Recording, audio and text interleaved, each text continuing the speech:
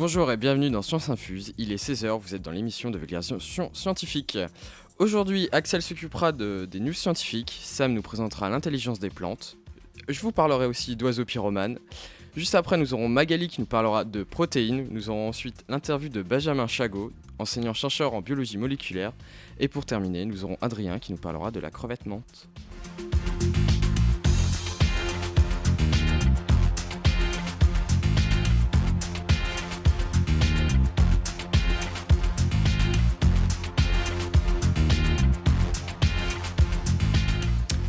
Alors Axel, quelles sont les nouvelles ? Alors, les nouvelles, il y en a un peu partout. Voilà. Bref. Alors, je vais vous parler espace. Récemment, il y a un satellite qui s'appelle TESS, s'appelle Transiting Exoplanet Survey Satellite, qui a décollé hier à Cap Canaveral en Floride. Grâce au lanceur Falcon 9 qu'on avait parlé dans une émission avant de SpaceX justement.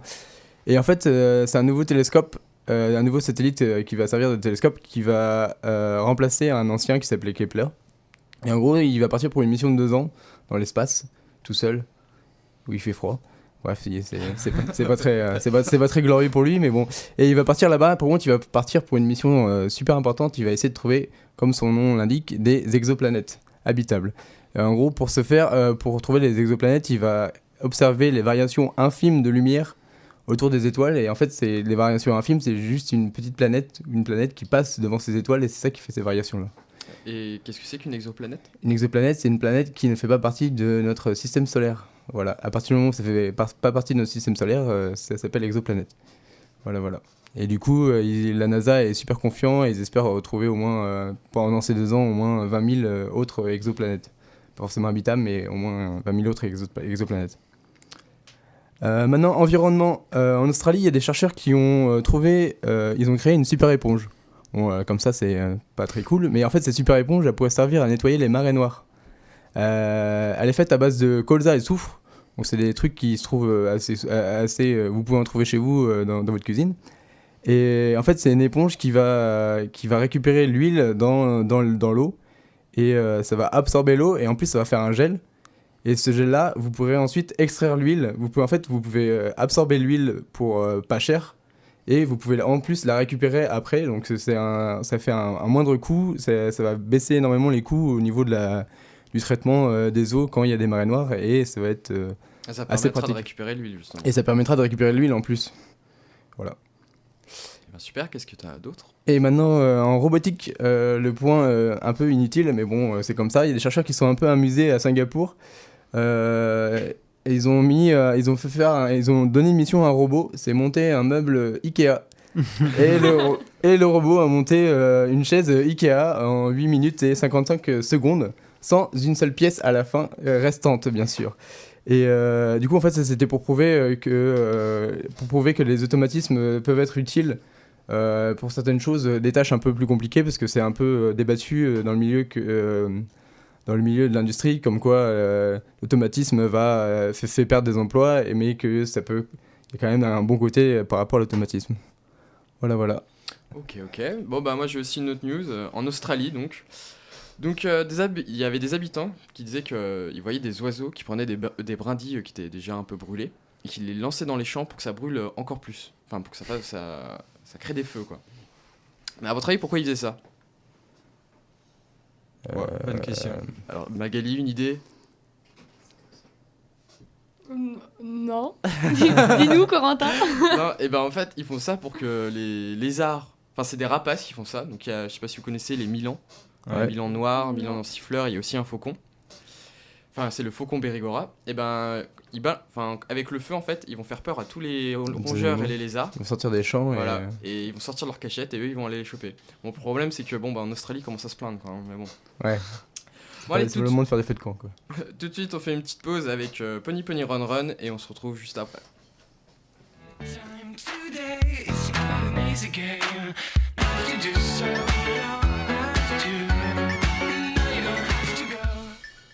Rebonjour dans Science Infuse, l'émission de vulgarisation scientifique sur Fadjet, et tout de suite, Sam nous parle de l'intelligence des plantes. Oui, alors moi je me suis basé sur une conférence de Stefano Mancuso Donc c'est un neurobiologiste végétal, donc déjà c'est pas commun. Donc il est de l'université de Florence, italien, vous avez bien compris. Et donc l'intelligence des plantes, c'est le titre de son livre en fait. Donc il explique d'abord que les plantes sont souvent considérées dans l'opinion publique comme des êtres humains de seconde zone, enfin des êtres vivants de seconde zone, pardon. Du fait du fonctionnement de notre cerveau, en fait, on a ce qu'on pourrait appeler une cécité pour les plantes due au cadrage serré. En fait, il y a tellement d'informations, nos yeux voient tellement d'informations qu'on ne peut pas tout trier. Donc il y a un choix du cerveau de se concentrer uniquement ce qui met en danger notre survie. Donc les animaux plutôt que les plantes. Ouais, donc Qui on passe pense au pas assez second aux plan. plantes, c'est ça. Ouais, c'est ça. Alors pourtant, les orties, ça fait mal. Hein. Ouais, mais tu peux les éviter, tu vois, alors Ouais. qu'un animal, c'est plus dur. Ensuite, il y a de nombreuses similitudes dans les comportements des plantes avec les comportements animaux. Il y aurait une sorte d'évolution parallèle, en fait. La mémoire, par exemple. Les plantes sont capables de mémoriser divers stimuli. Pour illustrer ça, il nous raconte une expérience de Lamarck avec la plante Mimosa pudica. Donc pudique comme son nom l'indique, dès qu'on la touche, ses folioles, donc les petites feuilles se replient. Et donc Lamarck en fait, il avait transporté ses plantes dans une calèche dans les rues pavées de Paris, et avec tous les chocs, les folioles n'arrêtaient pas de se replier. Et puis au bout d'un certain temps, les folioles ne se repliaient plus, et donc elles avaient acquis elles avaient compris voilà, que ça les mettait tombait pas en tout le temps, danger, ouais. et que voilà. Et donc après 2 mois plus tard, en répétant l'expérience, et directement cette fois au contact, enfin avec les chocs des pavés, les folioles ne se repliaient pas. Et du coup, c'est les mêmes plantes qui ont utilisé pour la deuxième expérience que la première. Oui. Ok. Ah, oui, sinon, oui, ils ont pris les mêmes ouais, pour montrer qu'il y avait une intégration de l'information. Ensuite, on peut parler de la communication. Donc les plantes communiquent, que ce soit entre elles ou avec des animaux. Alors ils ont fait par exemple une expérience avec 2 groupes de plantes, l'une qui était au contact du sel et l'autre qui n'était pas au contact du sel. Donc le sel, bien sûr, c'est agressif pour les plantes, c'est un danger. Et au bout d'un certain temps, en fait, celles qui n'étaient pas au contact du sel avaient intégré que, elles avaient, il y a une communication entre les 2 groupes. Donc celles qui n'étaient pas au contact du sel avaient développé une résistance au sel, sans jamais avoir été au contact du sel. Ah, mais il y a quelque chose qu'on voit en terminale, comme ça, en terminale S, je sais pas si vous vous souvenez, ou je me souviens plus du nom de la plante, mais si un mammifère se mettait à la manger, c'est en Afrique avec les acacias. Voilà, c'est Avec ça. les girafes, dès que les girafes, voilà. en fait, ils émettent des phéromones et qui se répartissent dans... Non, c'est pas des phéromones, c'est une sorte de petit poison. Enfin, ça rend la plante. C'est du méthylène, Corentin. Mais oui, merci Adrien. Expert. Ok. Bon, voilà. Ouais, il y a plein d'exemples de toute façon, mais ça c'était pour souligner la communication entre les plantes. Mais il y a aussi une communication avec les animaux. Alors déjà, c'est clair, avec la pollinisation, tout est mis en place de façon à ce que les pollinisateurs viennent butiner le nectar. Donc la couleur des pétales, la forme des pétales, c'est des plateformes d'atterrissage pour les pollinisateurs. Et puis le nectar est très riche, c'est une récompense pour les insectes qui viennent butiner. Et il y a même des molécules neuroactives qui rendent les insectes accros comme une drogue. au nectar. Ouais, c'est ça. Donc ils ont envie d'y retourner, etc. Et donc c'est un bénéfice... Ils font leur pollen. C'est ça. C'est un bénéfice réciproque, pardon. Et un autre exemple, c'est quand les insectes certains insectes attaquent des plantes.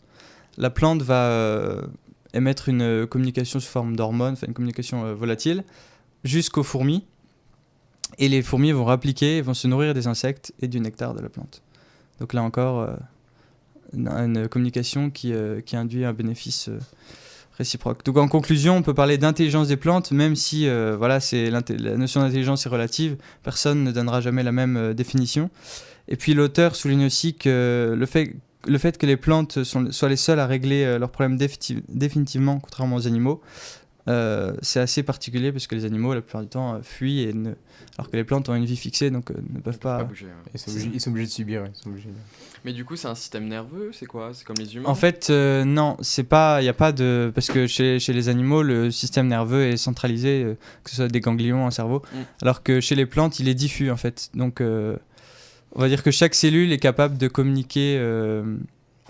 Bien sûr, les cellules animales aussi peuvent communiquer avec les autres cellules, mais je veux dire avec les histoires de dépolarisation, donc de la même manière que le système nerveux, ça se fait uniquement Bon, c'est des diffus, quoi. des petits coups électriques qui C'est ça, diffusent entre de cellule en de cellule. en cellule, de proche en proche. Il n'y a ok. pas d'organes spécialisés dans le. Putain, c'est- Il n'y a pas de nerfs, quoi. Ouais. C'est ça. Ok, bah merci Sam. Tout de suite, on fait une petite pause. Juste avant un petit quiz, ça va être un quiz sur les poils, hein, donc ça va être original, je pense. Et bah du coup, on écoute Midnight Hall et à tout de suite.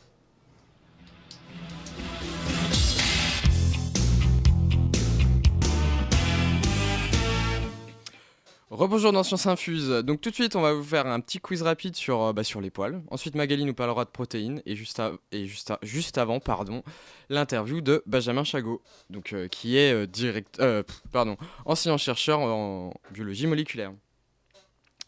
Alors, tout de suite déjà, à quoi servent les cils? Les cils, sourcils, tout ça. Qui pourrait me donner une petite idée?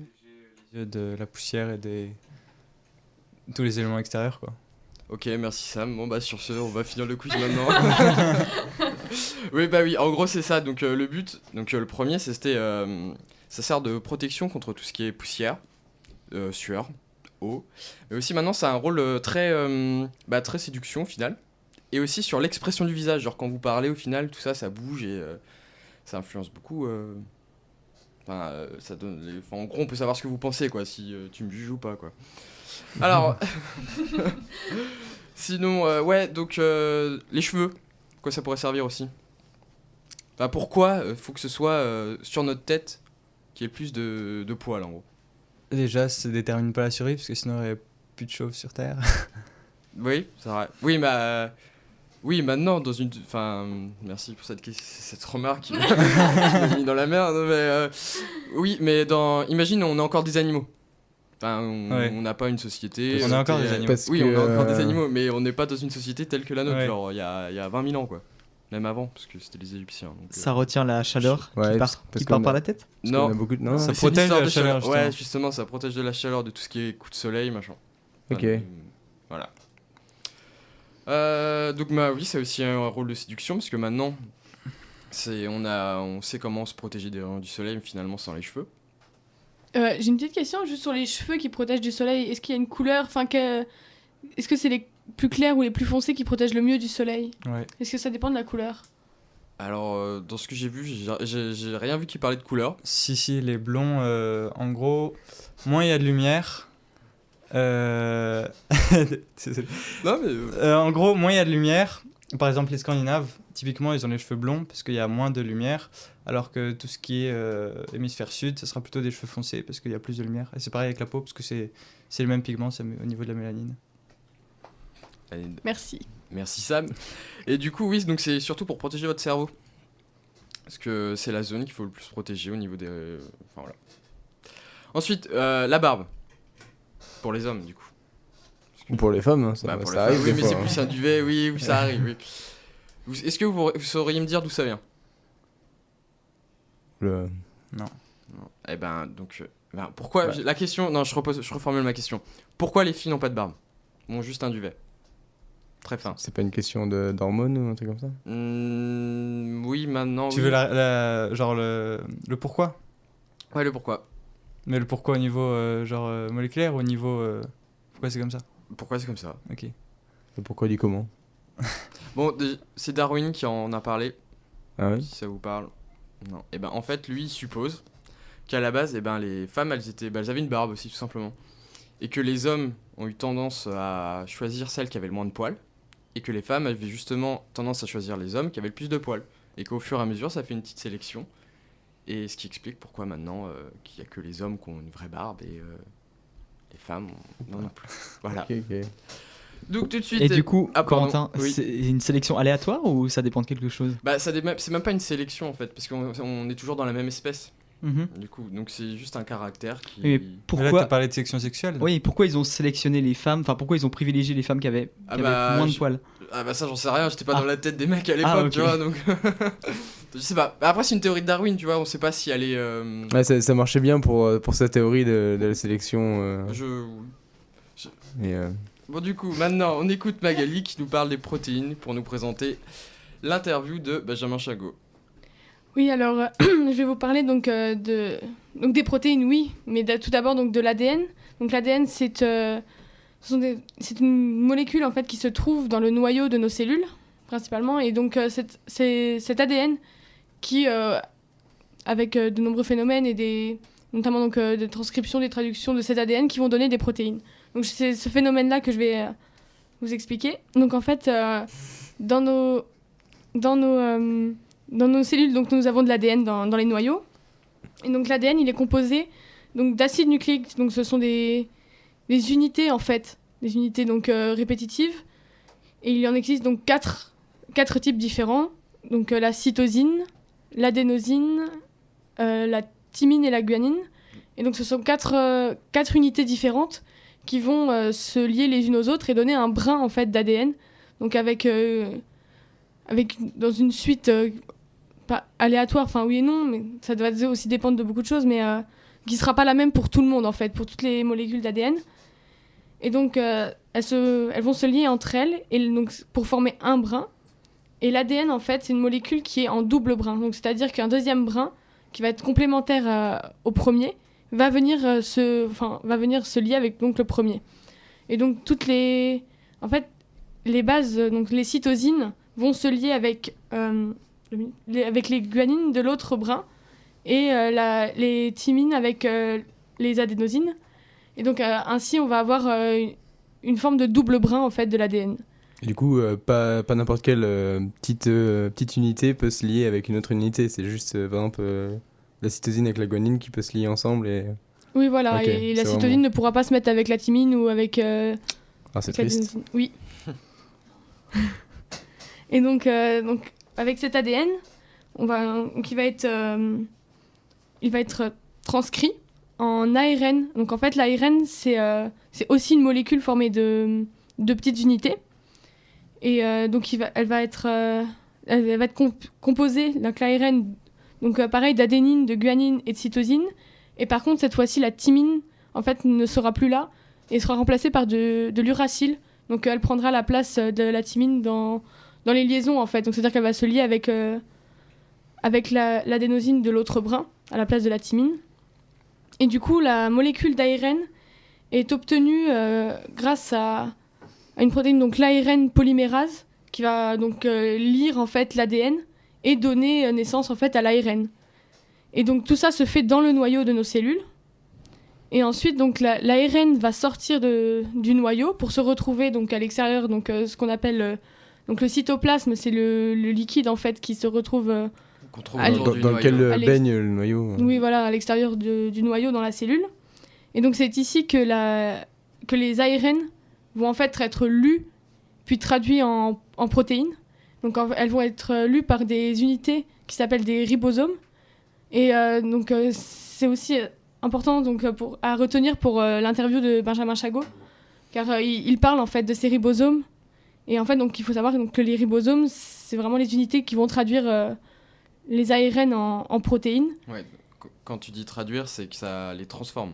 Oui, voilà. Ça va lire en fait. Ça découpe le truc ou non, en fait, ça va prendre le brin, ça va le lire, et en fait, chaque suite de 3 acides, donc acides nucléiques, donc les bases de l'ARN, vont donner un acide aminé. Ok, c'est comme un logiciel qui va lire oui, le voilà. code et qui va affecter une valeur à... Oui, et okay. Donc il faut aussi savoir qu'il existe beaucoup plus de combinaisons d'acides, donc de 3 acides nucléiques, donc de base, que d'acides aminés différents. Donc ça veut dire que plusieurs combinaisons de 3 peuvent donner le même acide aminé. Donc j'espère que c'est assez clair pour le moment. Et donc tout ça peut expliquer aussi ce que va expliquer ensuite Benjamin Chagot, donc sur son sujet d'étude. Donc voilà. Et bah qu'on va écouter tout de suite, mais juste avant on fait une petite pause avec Coldplay Scientist et on se retrouve pour l'interview de Benjamin Chagot.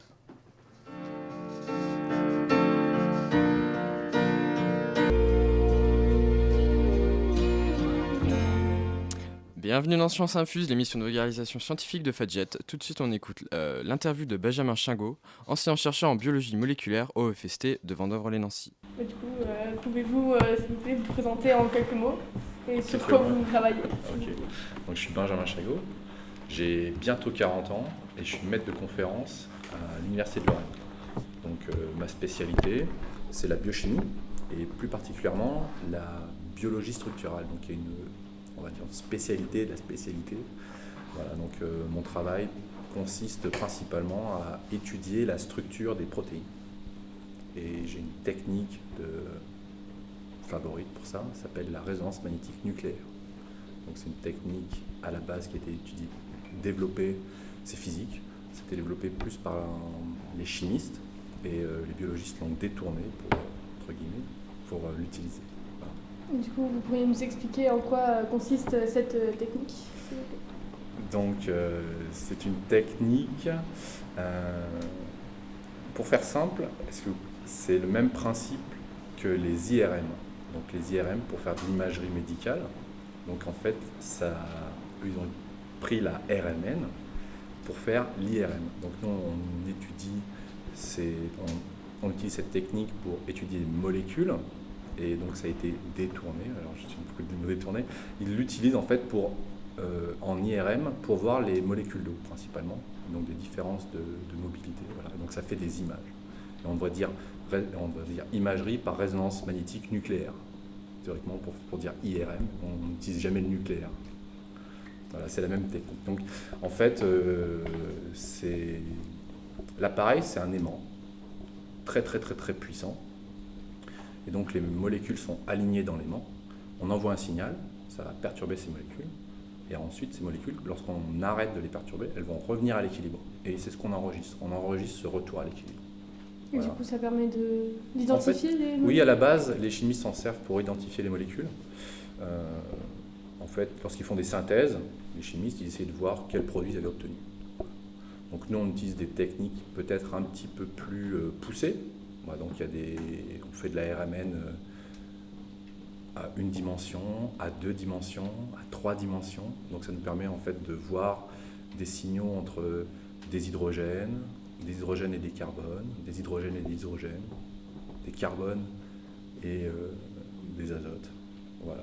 Et donc, tous ces éléments, si vous avez suivi les cours de 2e année, on les retrouve dans les protéines. Voilà.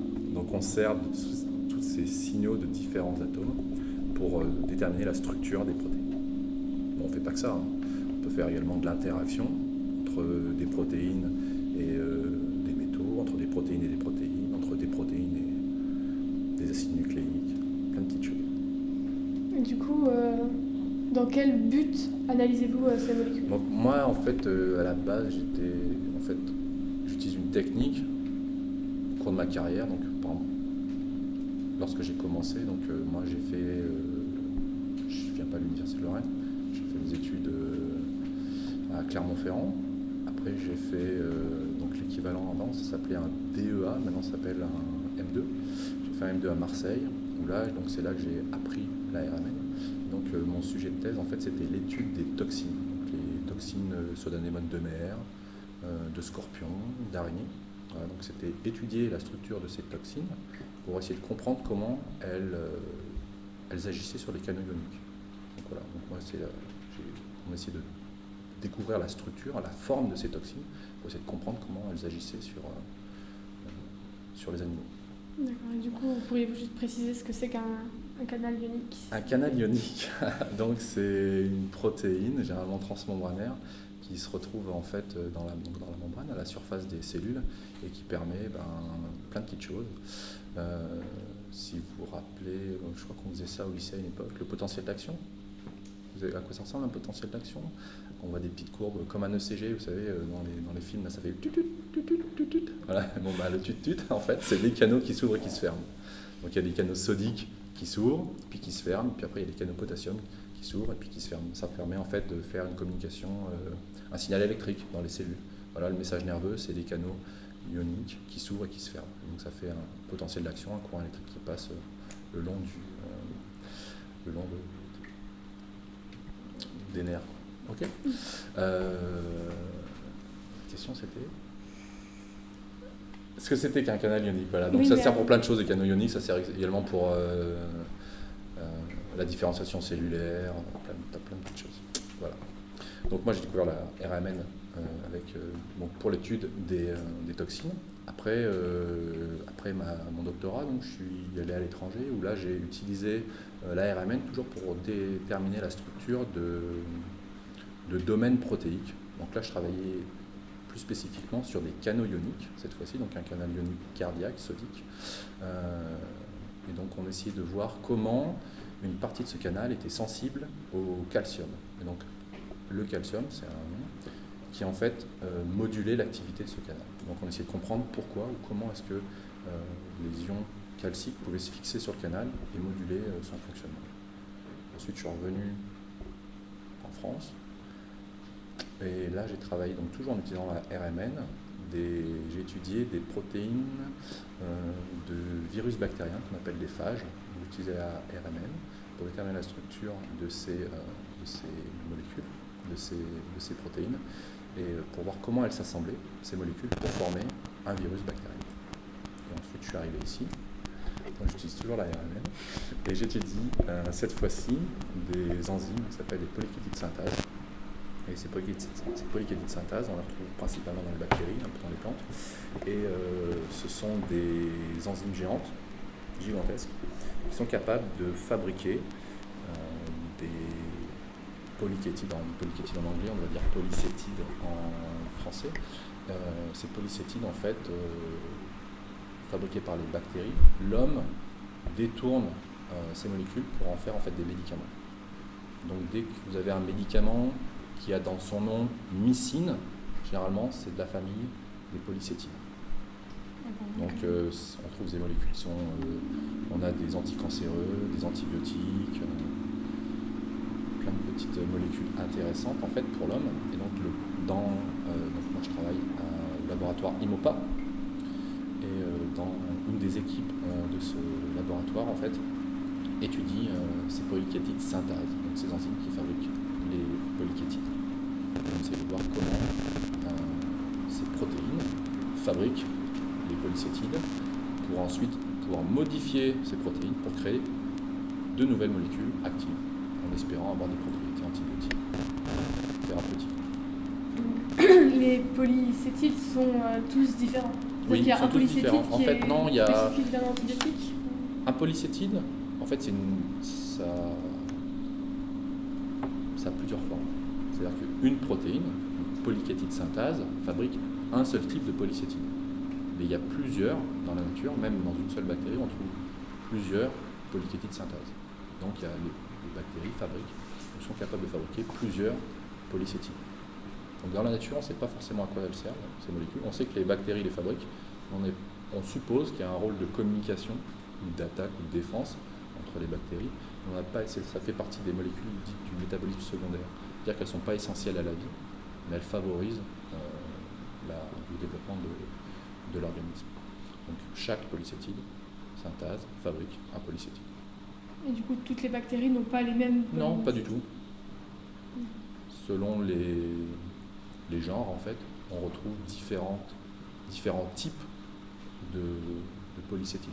Certains sont linéaires, ressemblent en fait à des acides gras, d'autres sont circulaires, donc ils n'ont pas tous la même forme et donc pas tous la même fonction, ou le même détournement en fait. On s'en sert. Certains sont actifs sont des antibiotiques, d'autres sont des anticancéreux. Ils ne ressemblent pas à la même chose. Ils sont un peu différents. Et du coup, donc avec votre équipe, votre but c'est de trouver... C'est pas mon équipe, je travaille dans une équipe. Enfin oui, non mais votre équipe, J'entends bien. l'équipe dans laquelle vous Oui. êtes. Votre but donc c'est de travailler et d'analyser ces polycétides pour faire de nouveaux Polycétide médicaments. synthase, nous on travaille sur Sur la les protéine. On D'accord. travaille sur la protéine qui fabrique la molécule, on ne travaille pas directement sur la molécule. La molécule, on sait déjà à quoi elle ressemble. D'accord, Donc et du nous, coup... on essaye juste de comprendre comment... En fait, ce sont des enzymes gigantesques. C'est des mégadaltons. Si vous avez rappelé le cours, ça ressemble à un dalton. Donc c'est vraiment énorme comme protéine. Et donc les protéines, donc les polykétides synthase, sont généralement constituées de différentes sous-unités. Dans une sous-unité, on retrouve des modules, et dans des modules, on retrouve des domaines. Donc un domaine, ça ressemble, en fait, ce qu'on appelle domaine, c'est une région protéique qui est douée d'un repliement, c'est autonome, en repliement, et ça a une fonction.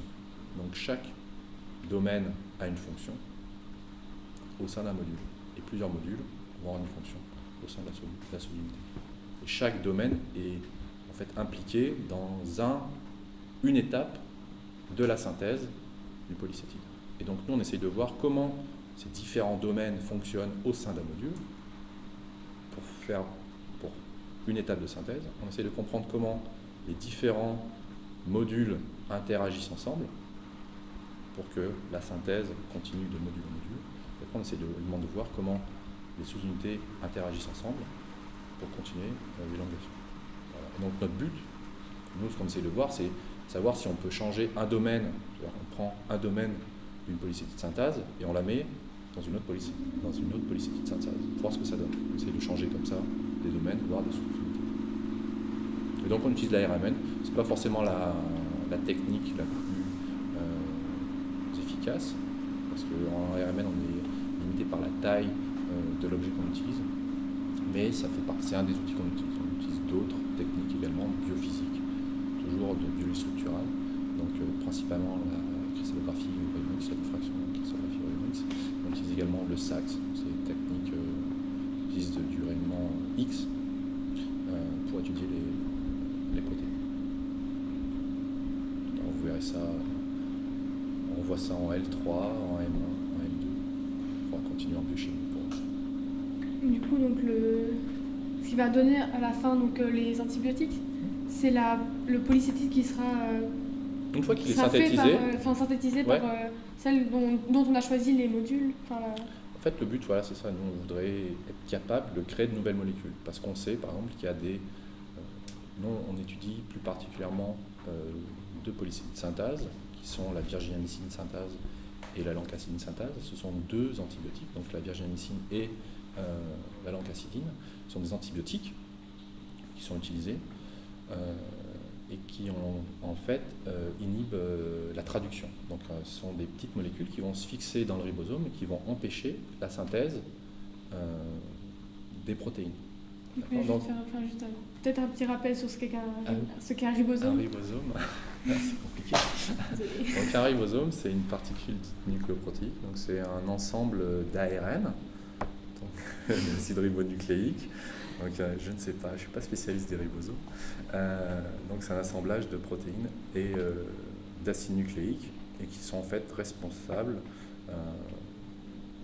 qui sont impliqués en fait dans la synthèse des protéines. Voilà. Donc ces petites molécules, virginamycine et lancacidine, si on les met, si on les prend en tant que médicaments en fait, ces petites molécules vont aller se fixer sur les ribosomes, spécifiquement ribosomes des bactéries. Donc vont tuer les bactéries. Donc c'est un médicament, c'est un antibiotique. Voilà, donc nous on sait que, parce qu'on a la structure, donc déterminée par cristalographie, on a le complexe entre l'ARN, le ribosome et le médicament. Et on sait que si on pourrait rendre ce médicament plus efficace si on modifiait certaines fonctions chimiques du polycétide. Donc notre but, c'est essayer de voir comment fonctionne en détail la polycétide synthèse pour pouvoir en fait ajouter de nouvelles fonctions chimiques dans le polycétide pour le rendre plus efficace. C'est un peu notre but. D'accord, du coup, c'est une méthode les antibiotiques qui est déjà assez développée ou c'est... Non, c'est pas. En fait, c'est très dur à faire et puis c'est assez lent. Et parfois, on se rend compte en fait qu'il faudrait quasiment étudier systématiquement chaque polycétide synthèse pour être capable de faire de la synthèse vraiment spécifique. Voilà. Mais nous, ce qu'on essaye de faire, c'est en fait comme une boîte à outils. On voudrait en fait créer un module qui a telle fonction, créer un autre module qui a une autre fonction, et puis il suffirait, entre guillemets, après, aux gens qui voudraient synthétiser les molécules, dire alors là, il me faudrait comme étape le module 1, puis après je vais prendre du module 32, puis après je vais le coller avec un module 33, et puis après je vais remettre un module 1 pour pouvoir spécifiquement fabriquer le polycétide qu'on veut, avec plus ou moins une grande chaîne, avec des fonctions cétone, des fonctions alcool. Voilà. Donc on devrait être capable de pouvoir faire ça. Mais pour ça, il faut comprendre comment les domaines interagissent les uns avec les autres. Est-ce que le domaine 1 est capable d'interagir avec le domaine 33 ? Pour ça, il faut les rendre compatibles. Nous, c'est le but qu'on essaie de rendre compatibles les modules les uns avec les autres, qui sont capables de communiquer ensemble, que la synthèse. Du coup, vous travaillez avec d'autres laboratoires en France ou à l'étranger sur ce catalogue ? synthase, il y a un autre labo à l'université qui étudie d'autres molécules de synthase, mais alors eux, plus l'aspect microbiologie ou génétique. Donc nous, on est plus du côté biochimie, biologie structurale, ils sont plus sur les gènes, on est plus sur les protéines. Et sinon, donc en France, on a des collaborateurs sur l'aspect structural, alors à Marseille. On a des collaborateurs en Allemagne et en Angleterre. Merci beaucoup d'avoir Je vous en prie. répondu à nos questions. C'était un plaisir. Donc, voilà. C'était l'interview de Benjamin Chagot, enseignant-chercheur à l'Université de Lorraine en biologie moléculaire. On fait tout de suite une pause musicale et juste après, on écoute la chronique d'Adrien sur la crevette menthe.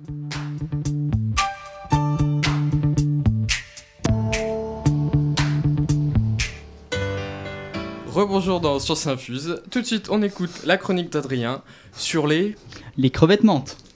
Eh ben, on t'écoute. Alors, déjà, est-ce que vous savez ce que c'est une crevette menthe ? Eh bien, non. Est-ce que c'est déjà une crevette ou c'est un truc bizarre? Alors oui, ça ressemble plus ou moins à une crevette. Alors, phylogénétiquement parlant, c'est ni une crevette ni une menthe. Mais on va dire Donc que... menthe, pas comme la feuille, Non, pas comme la feuille. enfin la plante. En Mais gros, menthe, pas comme la menthe religieuse non plus. en gros, il y a des similitudes. On va dire qu'on l'a appelé comme ça à cause de ses pattes avant qui ressemblent un petit peu à des pattes de menthe religieuse. Et en fait, on s'y intéresse pas mal parce qu'elle a beaucoup de caractéristiques qui sont assez notables dans le monde animal. La première qui est plutôt intéressante, c'est sa vue. Donc, comme vous le savez, je pense tous, autour de cette table en tout cas, on possède des cônes au fond de notre œil qui tapissent notre rétine, qui nous permettent de voir les couleurs. Oui. Donc, est-ce que vous savez, il y en a combien chez l'homme ?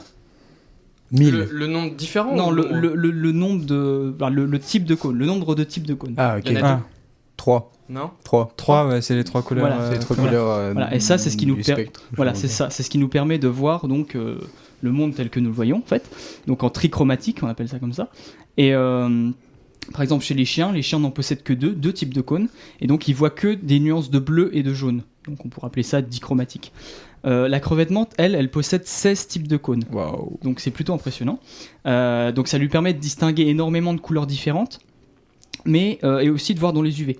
Mais en fait, c'est un peu bizarre parce qu'en étudiant la chose, les scientifiques s'attendaient à avoir vraiment des capacités en termes de vision qui sont assez incroyables. En fait, on s'est rendu compte qu'elles sont incapables de distinguer des couleurs qui sont très proches, enfin qui sont relativement proches, mais qui sont très, très facilement distinguables par l'homme. Par exemple, le jaune et l'orange, les teintes de jaune et d'orange. On les distingue très facilement. Une crevette menthe ne peut pas les distinguer. Alors en fait, on s'est rendu compte que chaque type de cône va être spécialisé dans une couleur en particulier, le bleu, le rouge, l'orange. Au lieu d'être spécialisé comme nous dans différentes couleurs à la fois, non? En gros, chez nous, toutes les couleurs sont captées par les cônes. Enfin, on va dire qu'après, il y a une analyse qui se fait derrière par le cerveau au niveau de la captation des rayons lumineux. Et donc, ça nous permet de voir toutes les teintes différentes. Chez la crevette menthe, c'est différent. C'est-à-dire qu'un type de cône va capter une lumière, enfin un type de couleur. Une longueur d'onde, Voilà, du coup, en c'est gros, pas voilà, de synthèse, voilà, en du gros, tout, c'est ça. En gros, c'est ça. Un type de couleur et rien d'autre. Et en gros, il n'y a pas de traitement derrière qui se fait par le système nerveux, tout ça. Et donc, ça permet à la crevette de réagir très rapidement. C'est-à-dire qu'en fait, elle voit une couleur, et ça peut être assimilé à un prédateur, ça peut être assimilé à une proie, ça peut être assimilé à plein de choses différentes. Et donc, ça permet de réagir très rapidement sans traitement derrière. Mais à côté de ça, il n'y a pas d'acuité visuelle particulière. C'est-à-dire qu'elles ne sont pas capables de voir des nuances très très infimes de couleurs. Ah, du coup, elle voit juste en 16 couleurs, quoi. Voilà, c'est tout. en gros, c'est un peu ça. Maintenant, la deuxième chose qui est assez étonnante à propos de cette espèce, c'est sa capacité de frappe. Donc en fait, elle possède deux pattes avant, qui sont comme des espèces de marteaux. En gros, chez certaines espèces, c'est plus des pics pour pouvoir empaler, mais il y a certaines espèces qui possèdent des pattes en forme de marteau.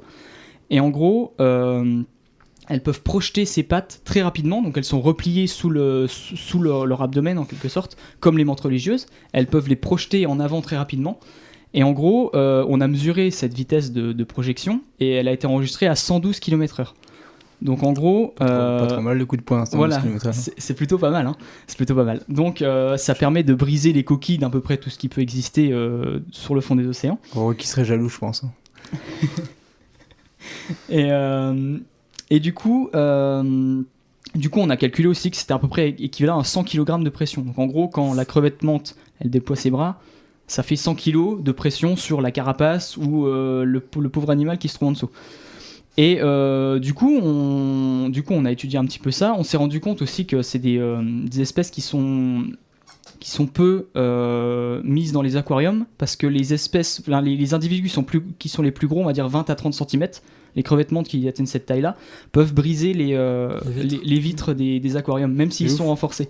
Donc voilà, donc en gros, un jour tu peux retrouver ton aquarium brisé s'il y avait une crevette menthe dedans. Et ça, accessoirement aussi, ça va déchiqueter aussi tout ce qui est à l'intérieur. En gros, tu mets des poissons, des petits crabes, tout ça dans ton aquarium, tu vas plus retrouver grand-chose à la fin.